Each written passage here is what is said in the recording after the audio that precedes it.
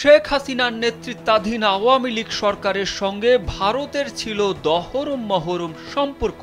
বাংলাদেশের জনগণকে দূরে ঠেলে যার ফায়দা বেশ ভালোভাবেই নিয়েছিল দুই পক্ষ।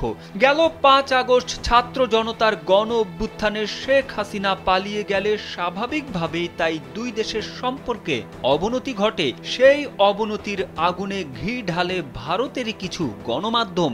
এরই ধারাবাহিকতায় ত্রিপুরার রাজধানী আগরতলায় বাংলাদেশ উপ হাইকমিশনে হামলা চালিয়ে জাতীয় পতাকার অবমাননা করে স্থানীয় উগ্রপন্থীরা। এতে ক্ষোভে ফেটে পড়ে বাংলাদেশের মানুষ। তলব করা হয় ঢাকায় নিযুক্ত ভারতীয় হাইকমিশনারকে। ঠিক এমন পরিস্থিতিতে বাংলাদেশে আসছেন সে দেশের পররাষ্ট্র সচিব বিক্রম মিস্ত্রি, জানিয়ে সাধারণ মানুষের মধ্যেও কৌতূহলের অন্ত নেই।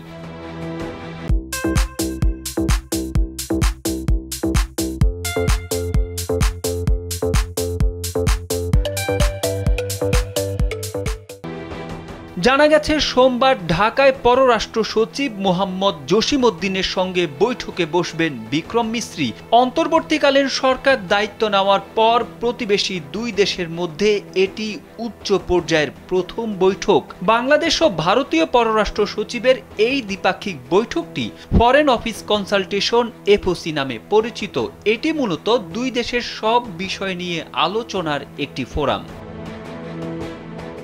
বিশ্লেষকদের অনেকে মনে করেন, পররাষ্ট্র সচিবদের বৈঠক থেকে বড় কিছু অর্জনের সুযোগ না থাকলেও বিদ্যমান পরিস্থিতিতে দুই দেশের বৈঠক বা আলোচনা এটাই হবে একটি গুরুত্বপূর্ণ অগ্রগতি।